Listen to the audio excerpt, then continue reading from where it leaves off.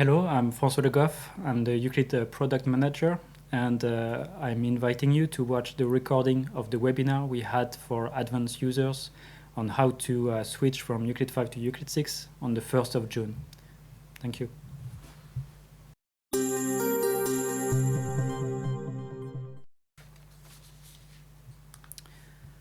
So let's start with an introduction on Euclid 6. First of all, Euclid 6 was published on the 29th of April on a new Euclid 6 website. So you can see the link here and the news.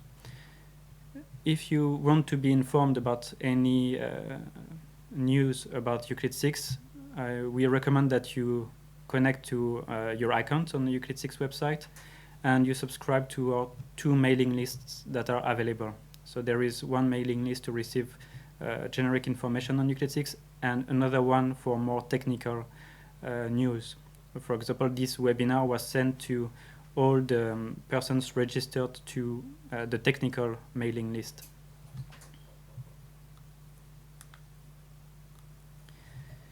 If we go through in more details to the content of the Euclid 6 website, you will see under the download software section that you can find all the different versions of the software available for download.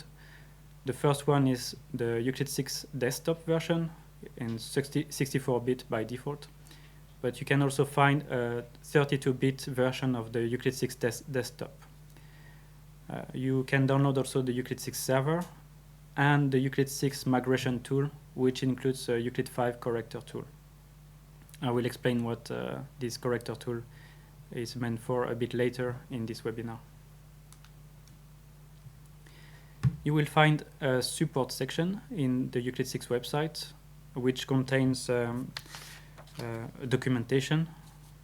So there you will be able to find the manual explaining Euclid 6 functionalities, the installation manuals, the migration tool manual, and also some links to data preparation manuals that are published on the ECHA website.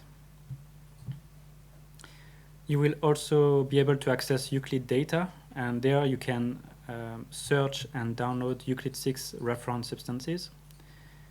And you can also download Euclid 6 inventories. For the time being, there is only the EC inventory and the list numbers that were created based on the pre-registration data we collected in ECHA a few years ago. Under the support section, you will also find our list of frequently asked questions.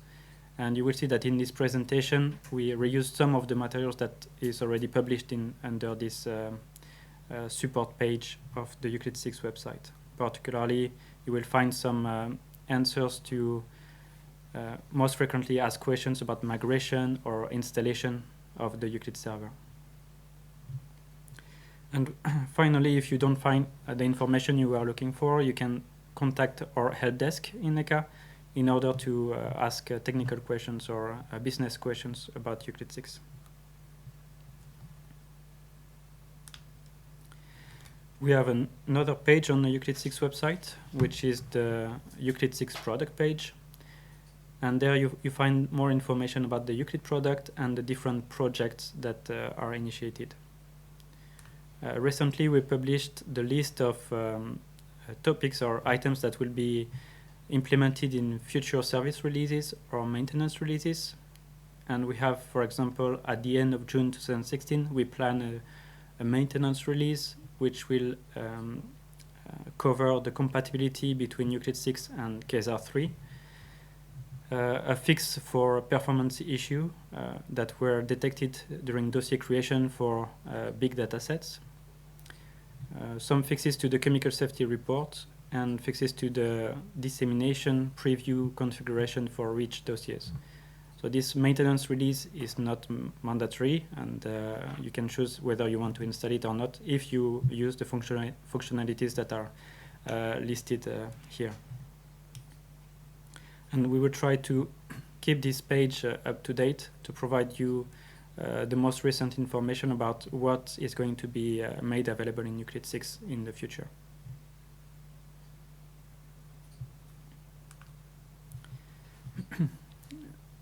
So with this first maintenance release, we will have an updater and this updater will cover the update process for any existing Euclid 6 server version or desktop version.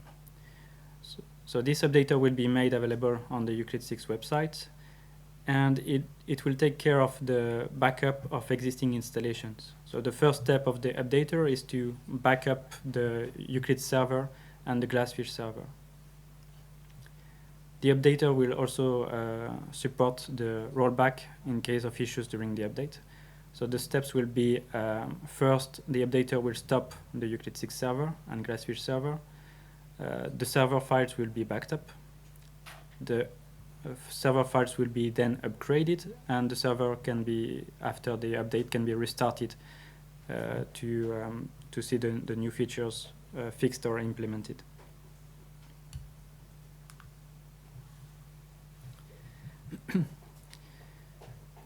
In terms of the Euclid 6 link with ECHA submission tools, we have published recently on the ECHA website some information about the future releases. So Euclid 6 has been published on the 29th of April 2016, and the REACH submission tool, REACH IT, is planned to be updated on the 21st of June 2016.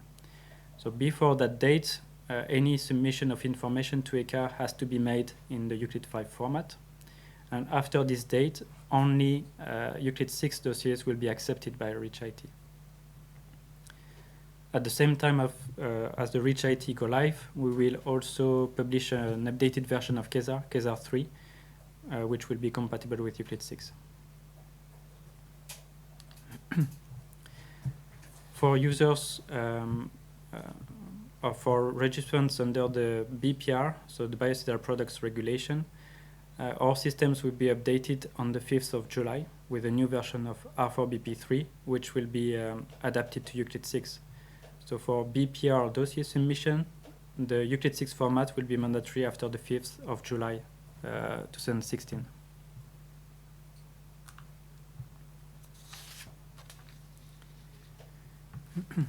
In this slide, you can see some of the main improvements or changes introduced in Euclid 6. You can see already that the interface has been updated, but the entire application is based on new technology. So although we have tried to keep the main look and feel and the main use of the application, everything behind the user interface is new, the server is new, and the database is completely new as well. We have implemented, for example, some new annotation inventory. These annotations are useful if you want to add some comments on top of the data you have inserted in your database. Another change we have done is the test material inventory. This is a new feature that allows you to more clearly specify the substance you have tested when performing a study, and to specify the full composition or the full details on these test materials. These test materials are now managed in an inventory, which means that if you are using the same test materials for performing different studies, you can reuse the same test material information. You don't need to retype it. You can reuse it for another robust study summary that you create in Euclid.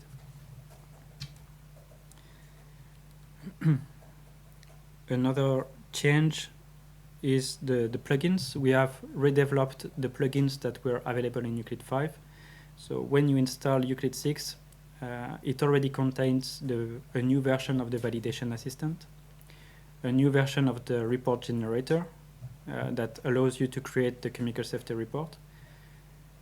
It also contains a dissemination preview, which can be used to filter out the confidential information from your Euclid dossier and to show you what is going to be published from your Euclid dossier after submission to ECHA. We have also updated the help system, and I will come back to the help system content in a short while. Two plugins are not available yet. These are the query tool plugin or the advanced search feature, and the fee calculator. They are planned for later this year.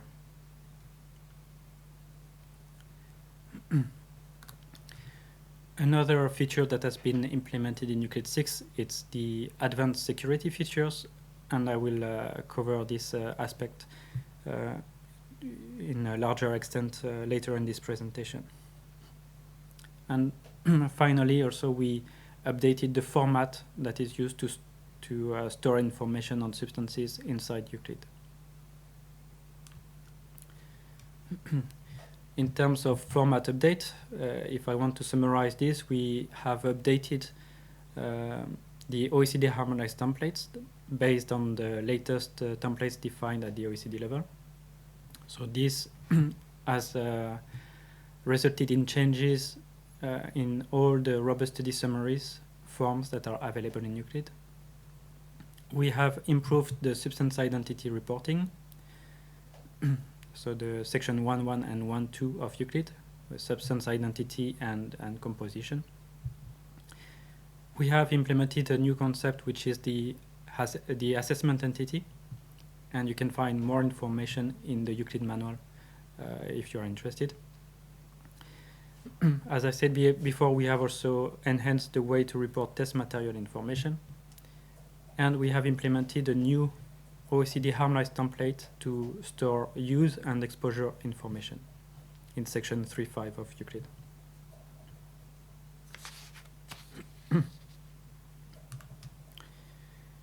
Although the format has been updated, the dataset content and representation remains close to what was available in Euclid 5. So the dataset content is organized in a similar way, with section 1 where you can report information on your substance and information on the composition, analytical information. Section 3 with use and exposure information, with an updated section 3.5 where you report use and exposure information. So we combined section 3.5 and 3.7 of Euclid 5 into one section in Euclid 6. You can still find in sections 4 to 7 the OECD harmonized templates to report information on studies performed on chemicals. Section 13 can be used to attach assessment reports, and you can now find in section 14, in addition to the template available already in the past for inquiry, you can find forms to report your Annex 3 of REACH criteria, some information about the downstream user reports, and we also transferred the opt-out information under REACH registration to the dataset instead of having at the dossier creation step. This now allows the user to keep the opt-out information across all dossier updates.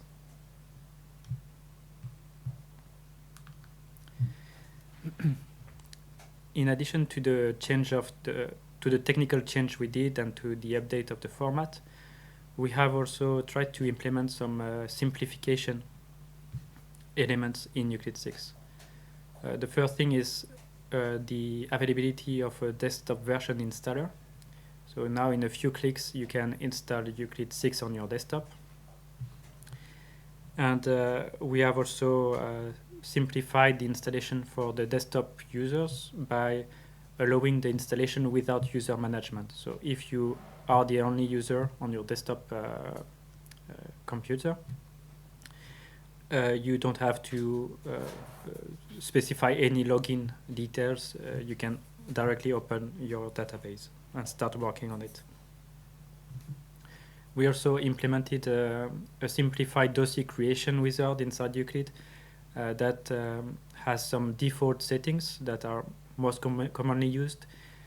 And now in the dossier creation, the user is not required to include any legal entity, which simplifies the process a bit. The new Euclid 6 technology allows us to implement also alternative user interfaces built on top of Euclid 6. And this is what we have used in order to create the new generation of online dossiers in REACH IT. So you will see that with the release of REACH IT in June, we will have the possibility to create a Euclid dossier online, and this would be based on Euclid 6, but available in your web browser. And the two dossier types that would be covered are the CLP notifications, so the creation of a CLP notification online, and also the creation of rich registration dossiers as a member of a joint submission.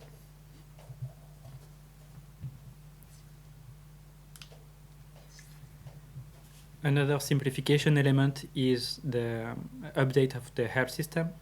So the help system is still available in Euclid 6, and if you press F1 when you have the application open, you will see the help system displayed.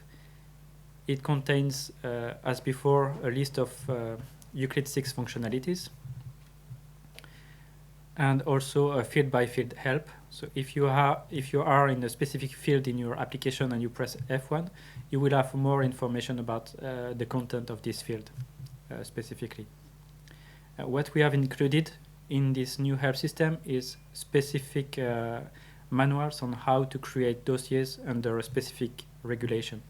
For example, we have manuals on how to create a registration dossier under REACH, or how to prepare an inquiry notification. So these documents were available before on the ECHA website. They are still there, but in addition, they are embedded in your Euclid installation, so you don't need to search for these documents anymore separately, and you can directly access them while you are preparing your dossier in Euclid 6. And this is how the manual on how to prepare registration dossiers looks like. So you can see the content directly in the application now, and follow the instructions and fill in your dossier at the same time.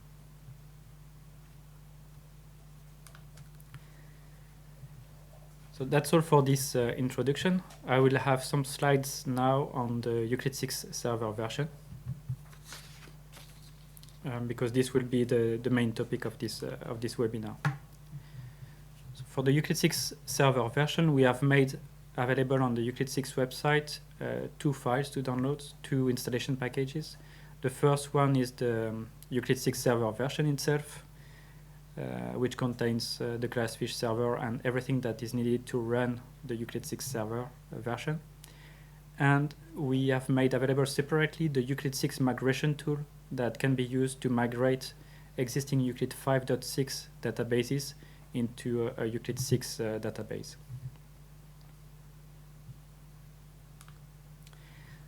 The Euclid 6 server package contains the Euclid 6 application, the application server, Glassfish, so you don't need to download Glassfish separately and install Glassfish before Euclid 6. Everything is embedded in the same package. It contains also Java 8. JDK is needed to run Euclid, so we have included the version for Windows there. If you are deploying the Euclid 6 server on the Linux server, you will need to download the appropriate Java 8 version. The Euclid 6 migration tool is available both with user interface, but can also be run using command lines. So you can specify the properties of your database, your Euclid 5.6 database and Euclid 6 database, and run the migration tool on your Euclid 6 server. The migration tool package also includes an attachment corrector tool, which is recommended to be run before you migrate your data to Euclid 6. This attachment corrector tool is mainly useful for those who have a lot of data in their database and those who have experienced issues with corrupted attachment in Euclid 5.6. In case these corrupted attachments are not fixed before the migration, the dossiers or datasets which contains these attachments might fail the migration. So we recommend to run this attachment corrector tool if you have a big database before the migration, because in fixed mode, this tool will either be able to retrieve the attachment in your database, and if the original attachment is not there, it will replace the corrupted attachment with a temporary file that will contain information on how to fix it more properly. So if you look at the logs after the execution of the attachment corrector tool, you will see whether some fixes were needed and were done. And you can either choose to correct the data in your Euclid 5.6 database or later in your Euclid 6 database.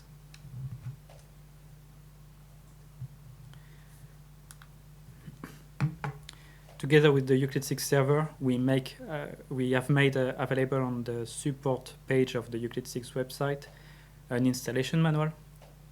We have no installation manual for the desktop version because there the process is quite easy and guided through a wizard. But for the server, the installation procedure is more complex, so system administrators will need to carefully look at the instructions before starting the installation. But it covers the installation of the Euclid 6 server, checking that the Glassfish server is up and running, and also it addresses configuration of the Euclid 6 server, like the configuration of the title of the client window. If you have several Euclid 6 instances, you might want to differentiate them using different names. It covers also database settings. If you are using Oracle or Derby, which are the two databases that are supported with Euclid 6, you will see in the installation manual how to configure the connection between your Euclid 6 server and your Euclid 6 database. It contains also some instructions on how to configure the secure connection between your client and your server for Euclid 6, so the SSL configuration. Some details about the logging configuration and how to activate the instance-based security. We also include some instructions on how to monitor the application and how to troubleshoot some installation issues that were collected and communicated to the help desk in the past. So we have a list of most common errors that can happen during deployment and some help on how to fix and address these issues. And at the end of the installation manual, you will find some instructions on how to run the migration from an existing Euclid 5.6 database to Euclid 6. These migration instructions are also available separately in a separate document on the Euclid 6 website.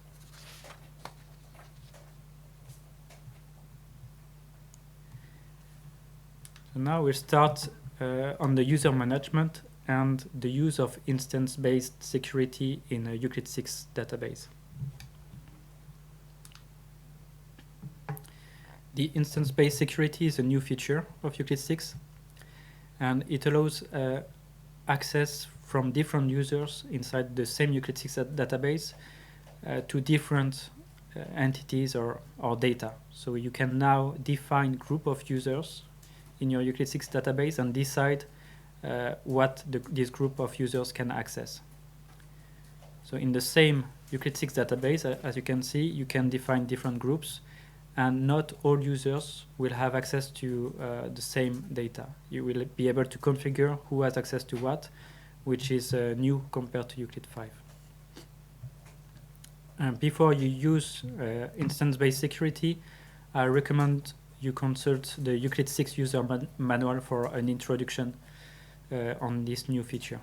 It contains also a small exercise or a small scenario which will allow you to better understand how this is functioning.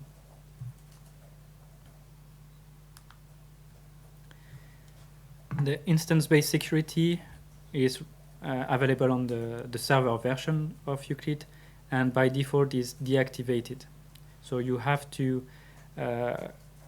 consult the documentation and see whether you can take advantage of this new feature and activate this feature if you decide to use it. This is done in a configuration file on the server settings properties, and there is a parameter that needs to be set to true in case you want to activate instance-based security. It's recommended to do that before any migration. So if you decide to use instance-based security, deploy the Euclid 6 server, activate instance-based security, and then we will see you will have to define your groups before you migrate or you start using Euclid 6. with this instance-based security activated.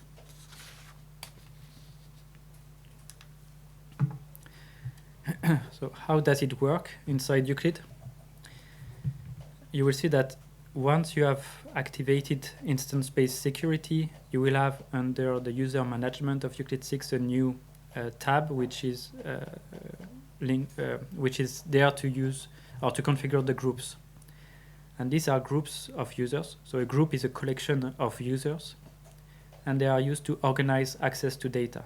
So you can decide different groups containing different users. A user can be part of different groups.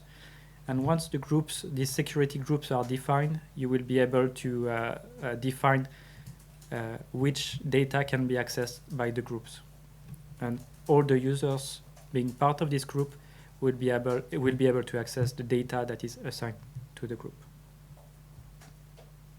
So this is really the first thing when you start instance-based security. It's to define the groups of users you have.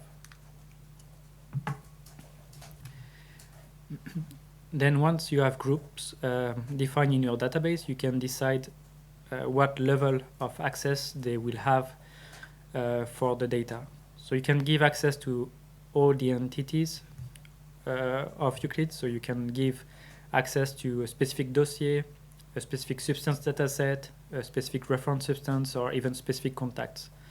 You have to decide who can access what type of data, and you can decide the access level. So from no access, the data is not shared, read-only access, read-write access, or read-write-delete. So if you have read-write-delete, you are also able to import data and update the content of these datasets.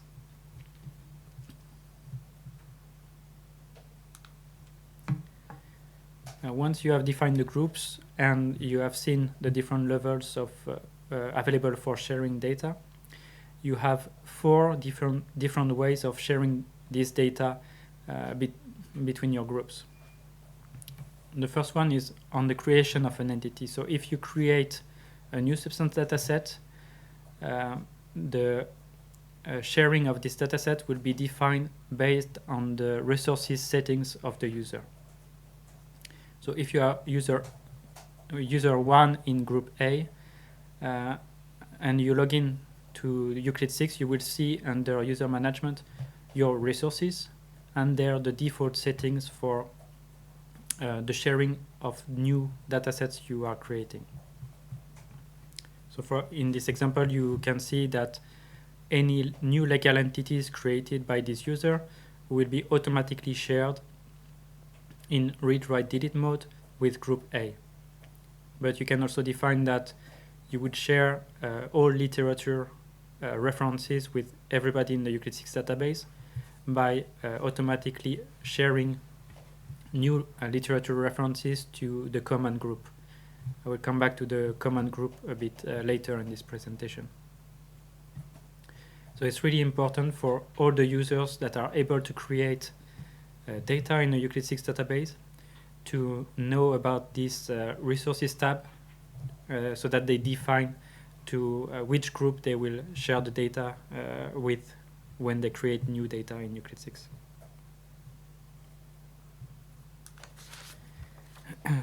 The second way of sharing data is during import of datasets or files to Euclid 6.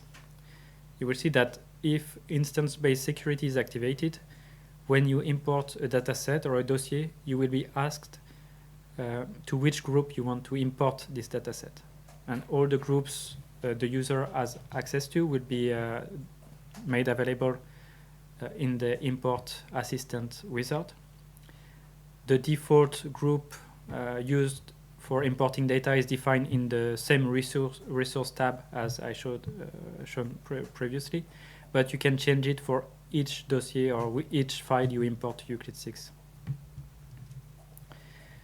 So you can not only define the group you want to share the data you are importing with, but you can also define the level of access for this group. So if you import a dataset, you can decide to share it with group A in read-only mode, but also in read-write-delete mode if you want. The third way of sharing data in Euclid 6 with instance-based security activated is to use manually the share function. When you are in Euclid 6 database, and if you are a group manager or the owner of a dataset, you will have the possibility to right-click on this dataset and to share it with the groups you have access to. So there you can select a substance, select share, and then decide to grant access in read mode to group A or in read, write, delete mode to group C, for example.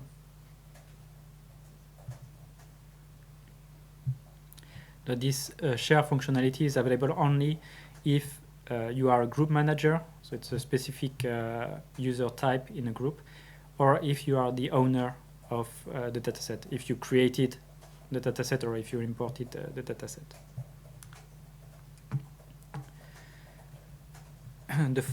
The fourth way of sharing data is to change the ownership. So by default, the data owner is the one who created or imported the data. And if you are the data owner, you can right-click on the dataset you own, for example, and decide to grant the ownership to someone else. So the ownership can be changed only by the owner or also by a group manager. And once you are the owner of the data, you can decide to share it with other groups as well.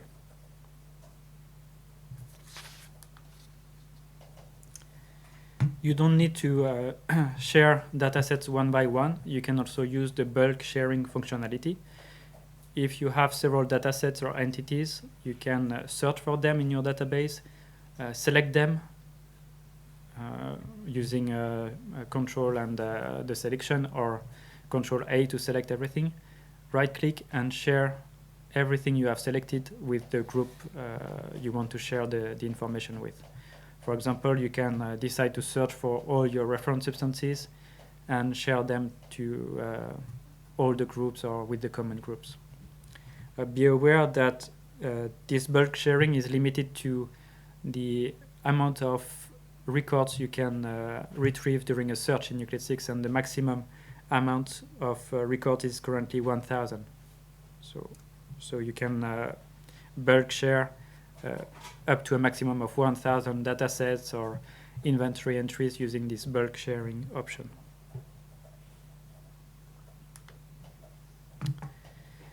Some words about the command group. The command group is there by default as soon as you install or as soon as you activate instance-based security.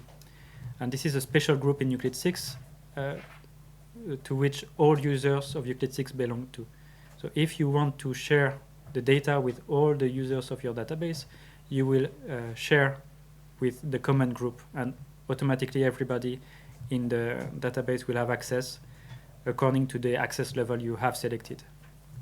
And this can be useful, for example, if you want to manage an inventory of literature references and there is no specific confidential information there.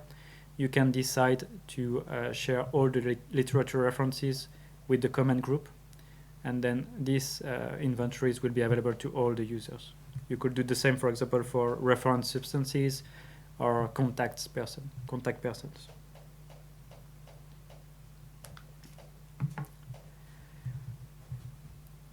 When you have instance-based security activated, you have also a specific permission that can be used, which is access all. And a role that is created with this option activated will have access to all the groups. He will be group manager of all the groups. All the legal entities will be assigned to him, and all the roles will be assigned to him. So by default, the super user that is there in any Euclid 6 installation has this access all activated, but you can decide to grant or to specify a new role with this access all activated if you want one user to be able to manage the data sharing within all the groups, and to be able to also create new users in all the groups.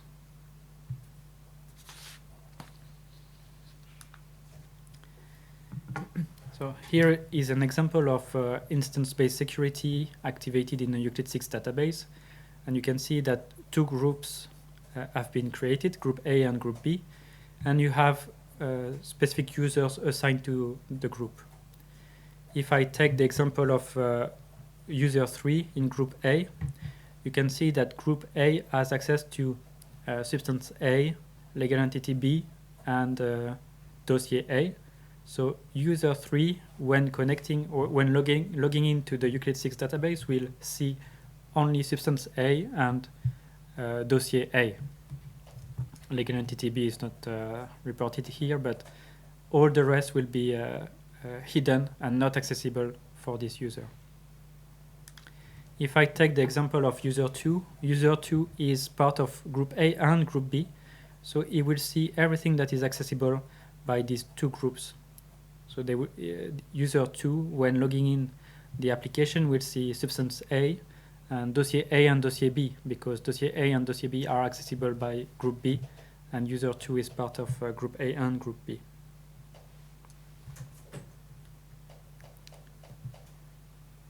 So that's all for instance-based security, but now we will see a more specific case of instance-based security use when you migrate data from Euclid 5 to Euclid 6, and when you want to merge Euclid 5 databases into one Euclid 6 database.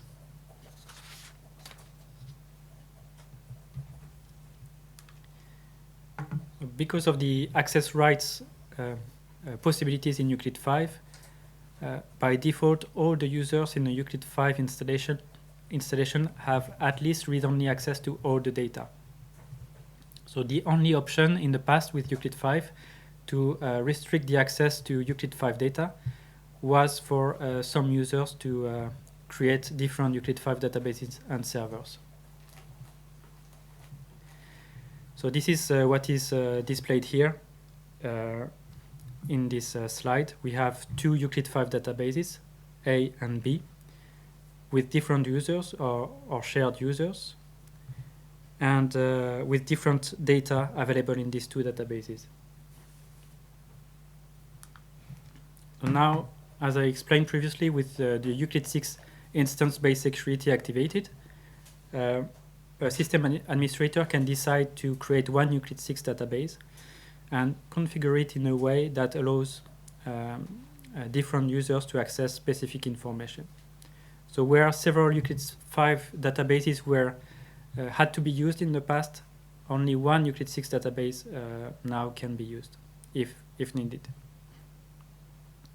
So this merging of Euclid 5 databases into one Euclid 6 database is recommended, for example, for production instances where you had data accessed by different business units. So if you have different business units in your organization, and each business unit has to access specific information while others should not see that information, you can now merge the Euclid 5 databases you had and use only one Euclid 5 database. Euclid 6 database, sorry.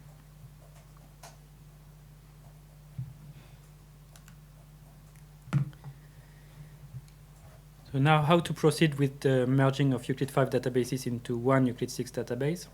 There are two options that are available in order to transfer your information from Euclid 5 to Euclid 6.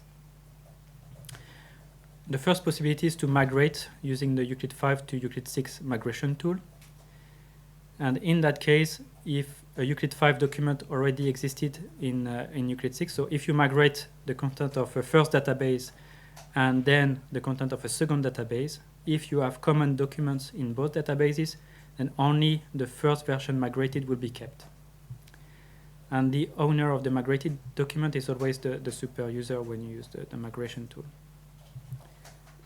Another option is to use the bulk export from Euclid 5, followed by a bulk import to Euclid 6. So in that case, you can migrate the content of your first database, and for the content of your second or third or n databases, you can import using the different document overwrite mode during import. And for example, use the overwrite if newer than existing in order to keep in your final Euclid 6 database only the latest version of documents or data that were common between the different Euclid 5 databases. And in that case as well, you can decide who is the owner of the imported document, or who is in which group the data imported can be found.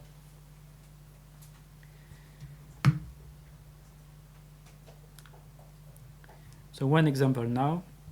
Our starting point is two Euclid 5 databases. So we have Euclid 5 database A containing data A and data C.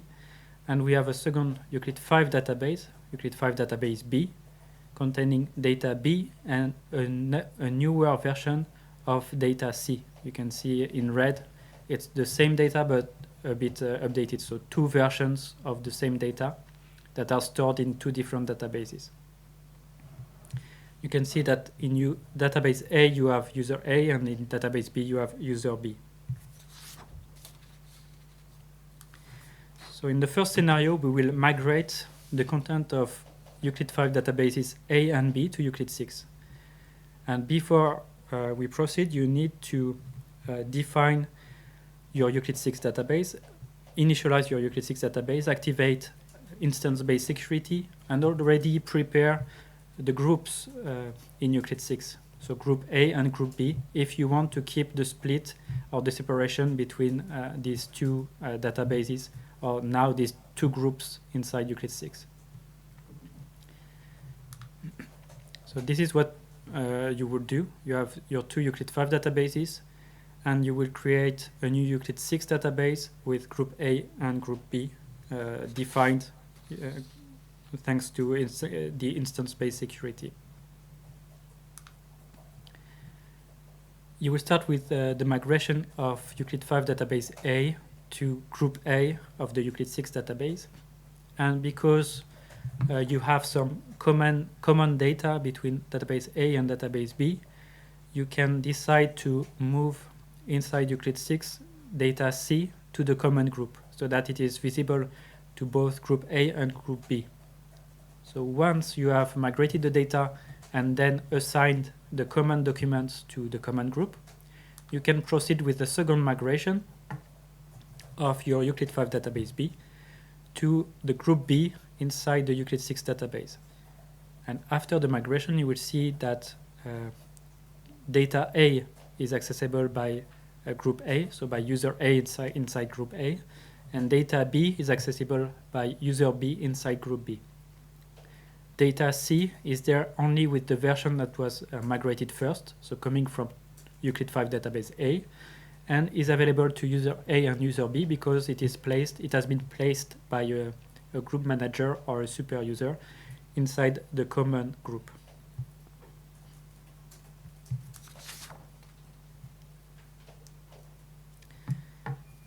So this is what we have at the end of this scenario, where you migrate successively the content of two Euclid 5 databases into one Euclid 6 database.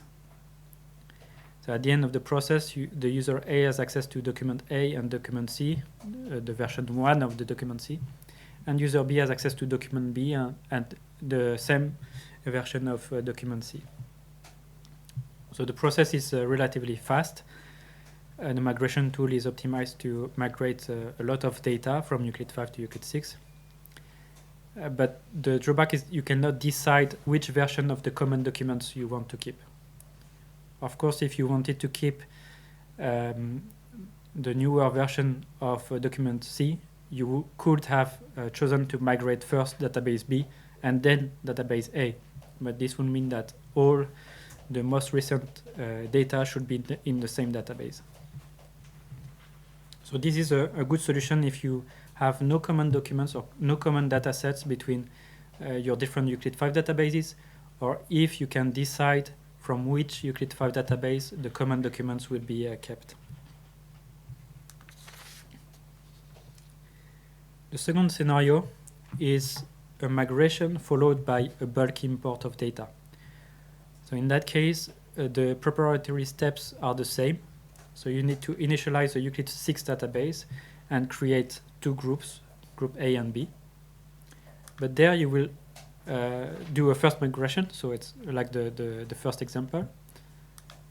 Place the common documents in the common group, and then bulk export the data from your Euclid 5 database and bulk import them to group B.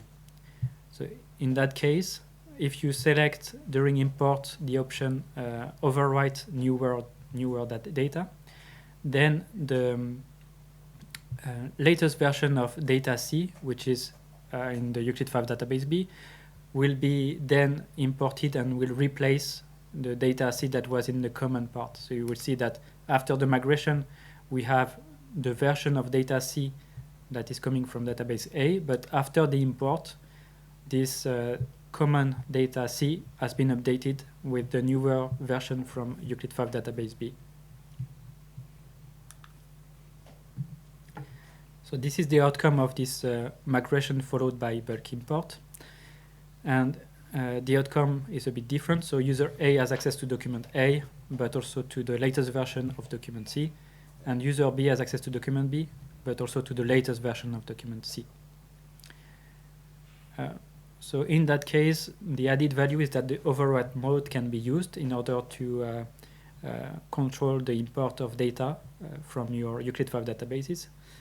It's relatively slower than the migration. So the export-import is a bit slower than migrating the data directly, although the Euclid 6 import is also faster than the Euclid 5 import. So depending on the amount of data, this might be not so relevant.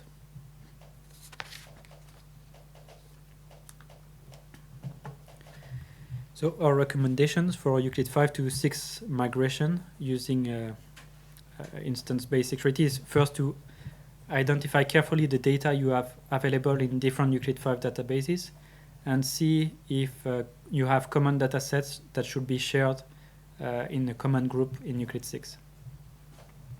And then you have to decide whether you want to use instance-based security or not. And define your groups and your user before the migration. Then during the migration, you have two options. Either you use the migration tool, or you use a combination of migration for the first database and several export-import process for the other Euclid 5 databases.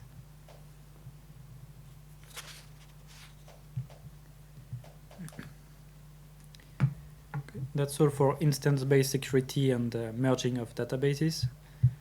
I will now go through a few tips for data migration and mainly focus on the migration report. So if you want to have information about the migration process from Euclid 5 to Euclid 6, you have to know that migration report is created after the migration has been executed. So this document contains, depending on your amount of data, but it can contain a lot of information.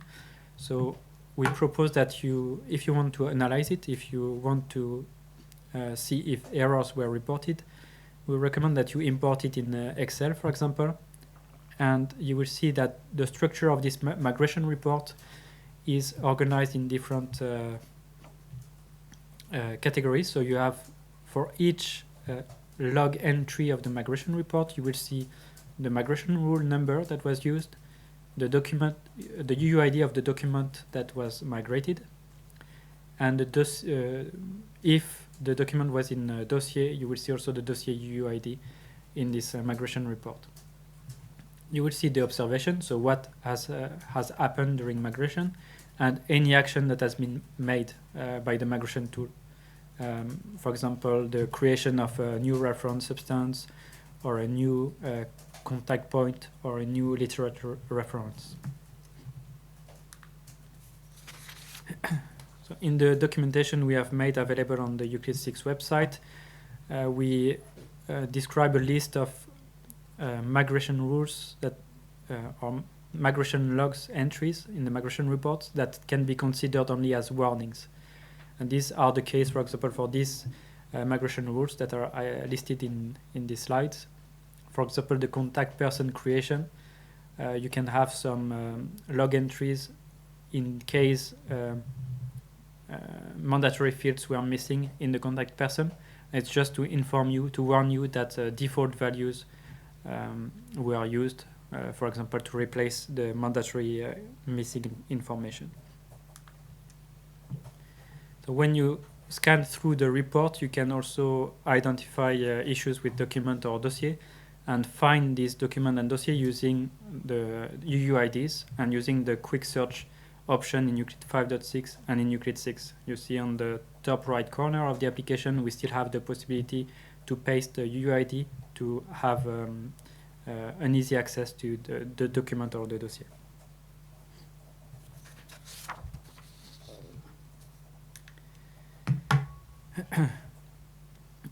Two other tips concerning the inventories in Euclid 6. You will see that in Euclid 6 we have created new inventories or updated the existing one for contact persons, test materials information, and literature references. So during migration, because this data was not managed previously as an inventory, you can see that during migration, new inventory entries can be created. So after the migration, you might want to clean the data there. And we wanted to inform you that with the first service release of Euclid 6 that will be available in September, we will implement a replace inventory function that will allow you to select several inventories entries to be replaced by a newer one or a cleaned one. At the same time, also we have the other tip is about the migration of the reference substances. We recommend users to keep only the reference substances that are used in the datasets. In the past, we made available for Euclid 5 the full inventory of reference substances, which contains 60,000 reference substances, but only few of them are really used inside the Euclid 5 application. During migration, they are all migrated.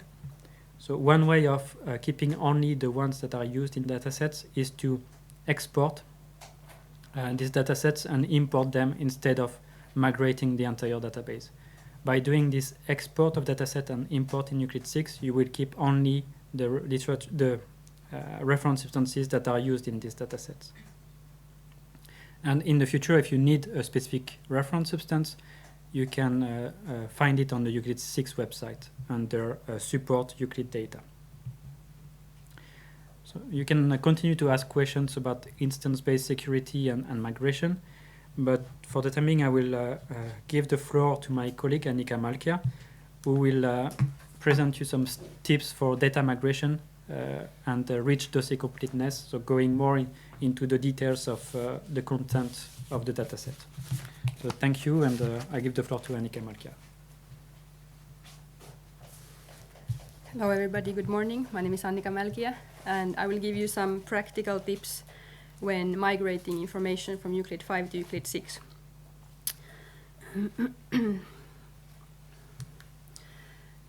So the presentation I'm going to give is based on this document that has been made available on the ECHA website under support manuals. Its target audience are people who have data already in Euclid 5 format and will need to prepare dossiers in Euclid 6.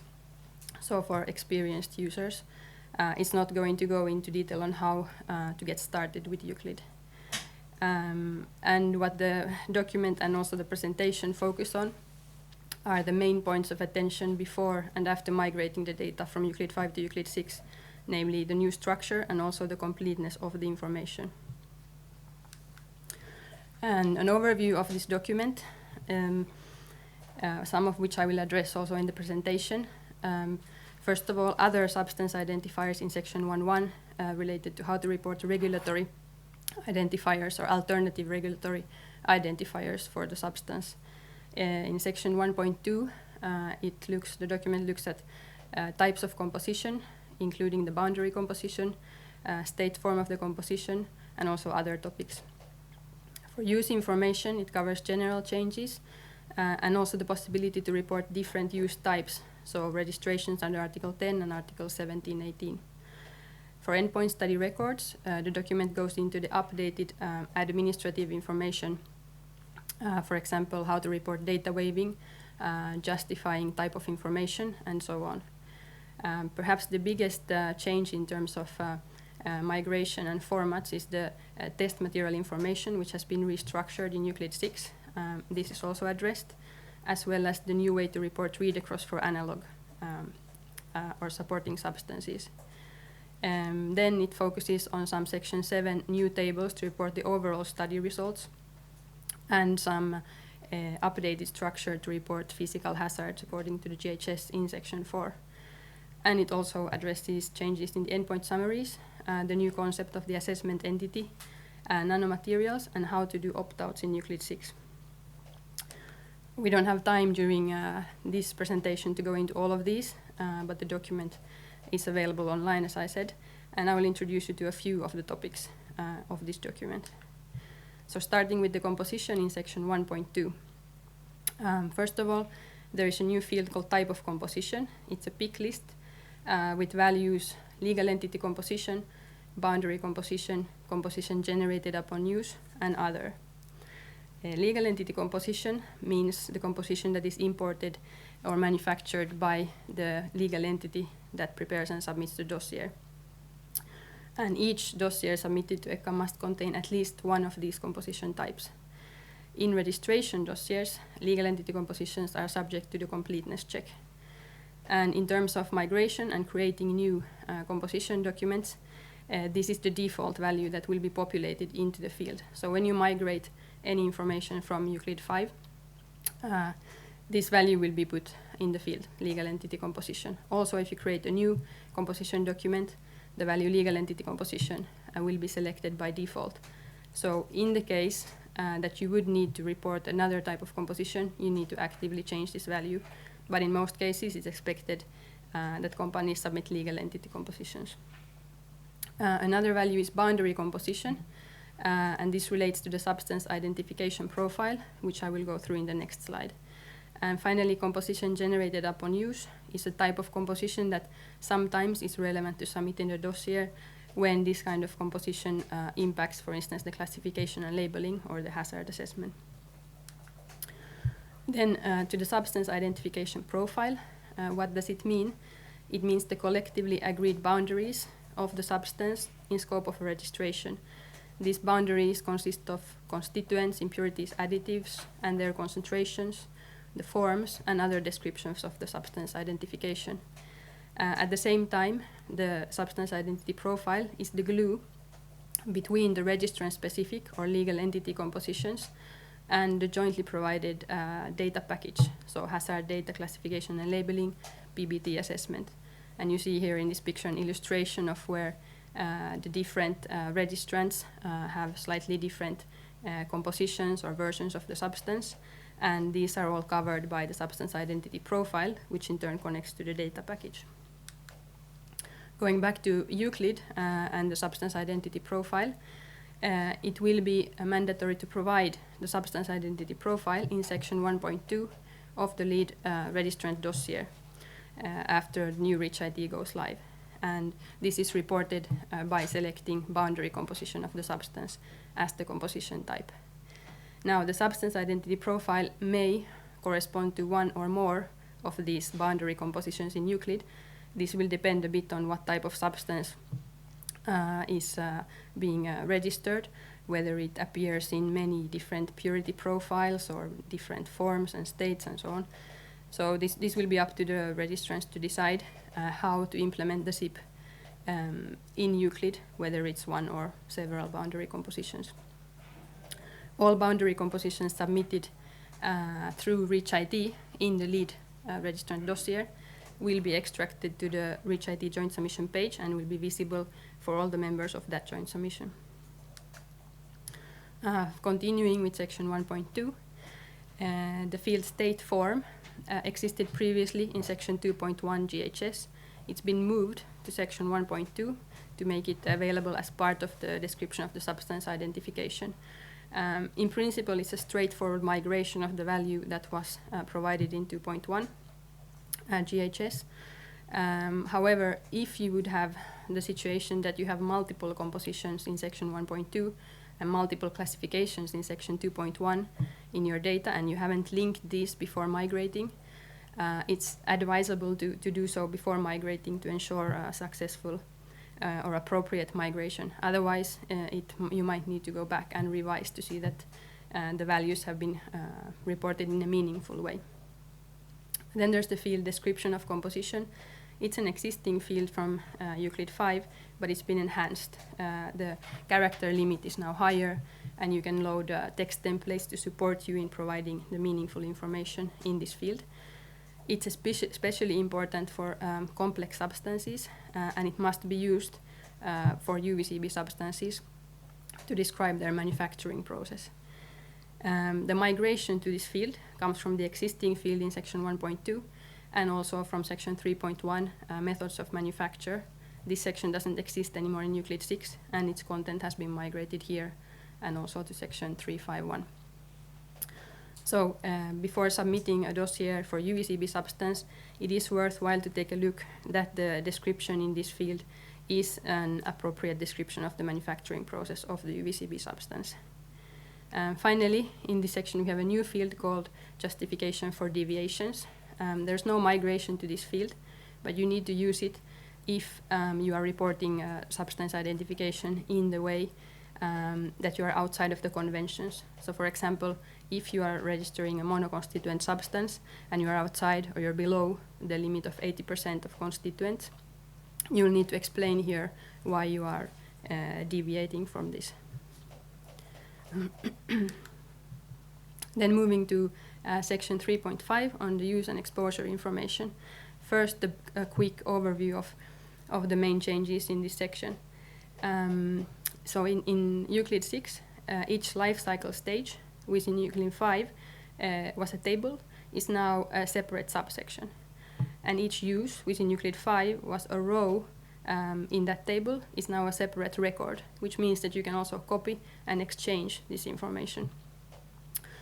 Furthermore, section 371 on the exposure scenarios has now been merged with section 3.5. And the outcome of this all is that one section 35X record stores information of one use and the related contributing scenarios. And then looking into one of these records, so here a screenshot from section 353, use at industrial sites. The fields that were there in Euclid 5 have been kept, but there are some additional fields to give more context to the use and be able to more transparently describe each use. There are also some new structures or concepts introduced, the contributing activities or techniques, which help organize the use descriptors and into certain concrete process steps. All the existing information is migrated, and you can see in the screenshot that if you had provided all this information in the past, it will also be migrated into a complete or into a structure which will be complete under the completeness check when you submit the dossier. And to summarize, this means that each use must contain at least one contributing activity for the environment and one for workers, and this will be automatically created through migration if you had provided the corresponding ERCs, environmental release categories, or PROCs, process categories, product categories, and article categories. And the technical function and the indication of the subsequent service life must also be provided.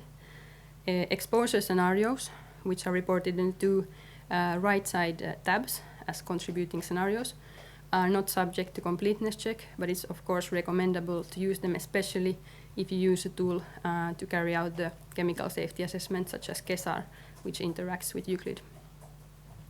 Here the recommendation is with migration or after migration, when you are preparing to update your dossier and submit it in Euclid 6 format, we recommend you to review the use description, especially making sure that you address or assign each use to the appropriate life cycle stage, because this is something that has been seen not always to take place.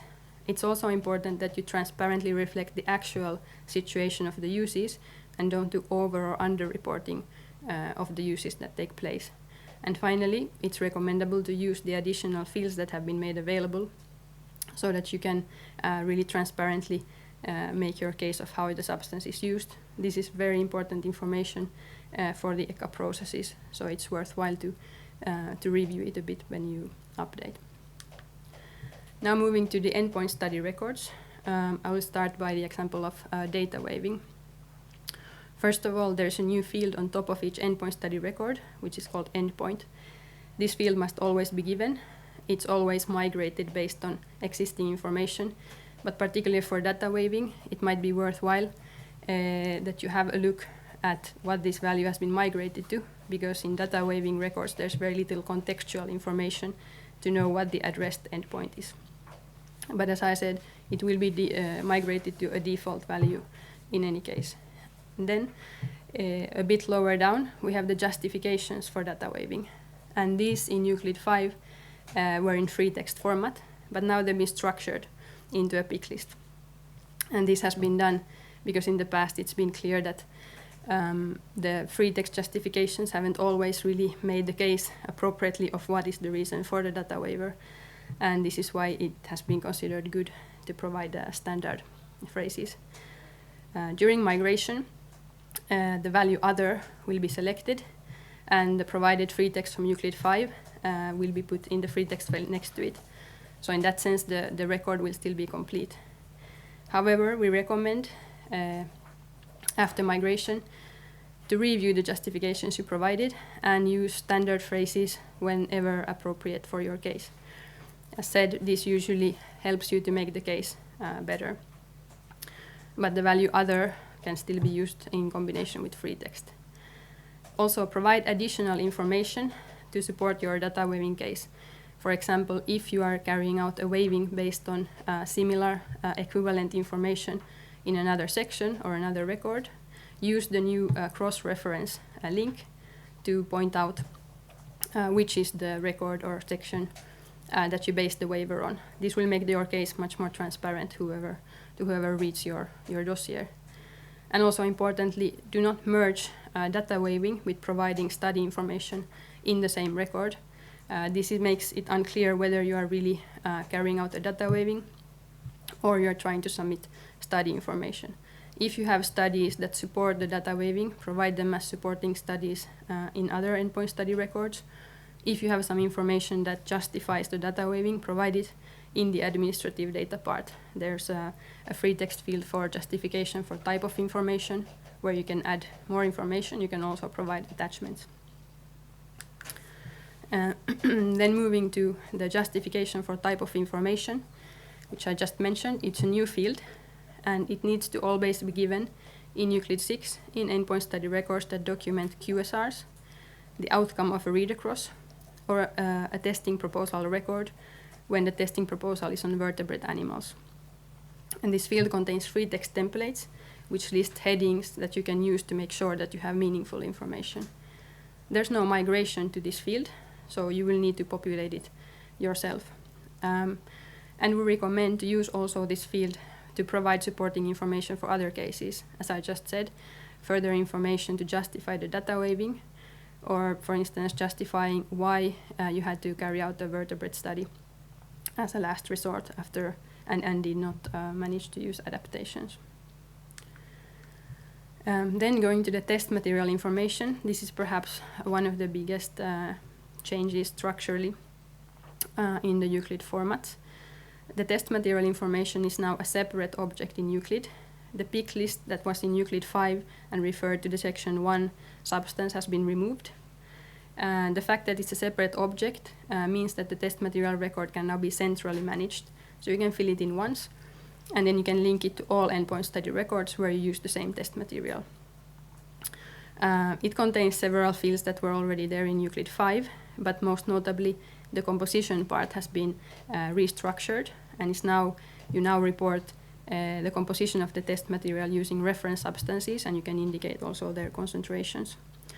And the test material information record can be accessed from the home view of Euclid or from the endpoint study records where you link to it. Then about migration, test material information records are automatically created through the migration if information existed in Euclid 5.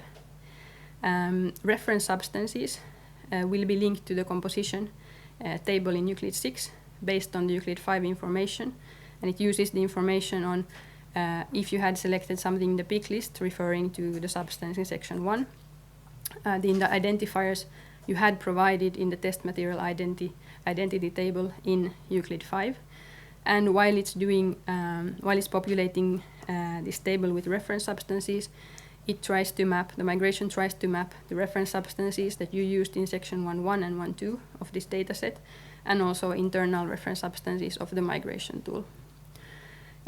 While doing the migration, duplicates are removed, so there will not be identical test material information records or identical reference substances inside the record. So this is automatically taken care of. But it can, of course, be that if you have reported information in Euclid 5 about the same test material, but using slightly different ways of reporting it, then multiple test material information records are created for the same test material because their content is not identical, and that's why they are not automatically removed as duplicates. And as was mentioned before, in the autumn service release, there will be improvements to managing test material inventory records, and there you can use those features to better clean up your test material inventory also for these cases. And as a reminder, from the completeness check point of view, each key study or weight of evidence record must have a test material inventory entity linked, and it must contain at least one reference substance identified by standard identifiers. Then to the reporting of read across. In Euclid 6, the reporting of analog read across will be done in two records, source and target. In Euclid 5, this was done in one record which merged information from source and target. The source record is the intact experimental study on the source material, so where the type of information is experimental study, and the information provided is that of a typical robust study summary. The target record, on the other hand, is the outcome of carrying out the read across. Here, the type of information of the endpoint study record is a read across. Target records will only be checked from the completeness perspective for information that it is relevant for the read across outcome. So the administrative data, especially the read across justification, the target material of the read across, as well as the result. And you see here a table that's been extracted from the manual on how to prepare registration dossiers, which shows you a bit what information is relevant and is not for read across target records. Then to the migration of this. Migration will keep existing read across records as they are, so it will not split records into two. They will be tagged with the word migration, which means that the completeness check will recognize them and will not enforce their splitting into two. So this means there is no immediate need to rework these records, but it's obvious that we recommend to revise the way you report read across in the future to make the case more transparent and make sure you have the appropriate justification. And those were the examples taken from this document that I was going to present. And a few notes on the support. So this was not aimed to be a complete account of all points, but you can find more information in our support material. First of all, the dossier preparation manuals have all been revised. They're integrated now in the Euclid 6 help system, which means you don't need to go to the website. You can press F1 and you can access these manuals in the Euclid 6 help system. But they're also available on the ECHA website under support manuals if you prefer to read them from there. Then the technical background document that I mentioned as a starting point of this presentation, also available at the ECHA website. For the completeness check aspect, the validation assistant of Euclid has been upgraded to the new format, so it checks now Euclid according to the new format and the revised implementation, including some changes in information requirements. It's integrated in Euclid 6, so you don't need to separately download or install it from the website. And we highly recommend it. It's been largely used by registrants in the past, and the failure rate has been low when companies submit information, because they are able to check the information already upfront before submitting. And finally, if you don't find information you need in these document manuals and the validation assistant, please contact the ECHA help desk, who will be able to answer your questions.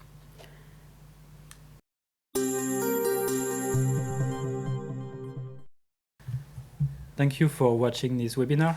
If you want more information, you can consult the ECHA website, the EUCLID 6 website, or also contact our ECHA help desk. Thank you very much.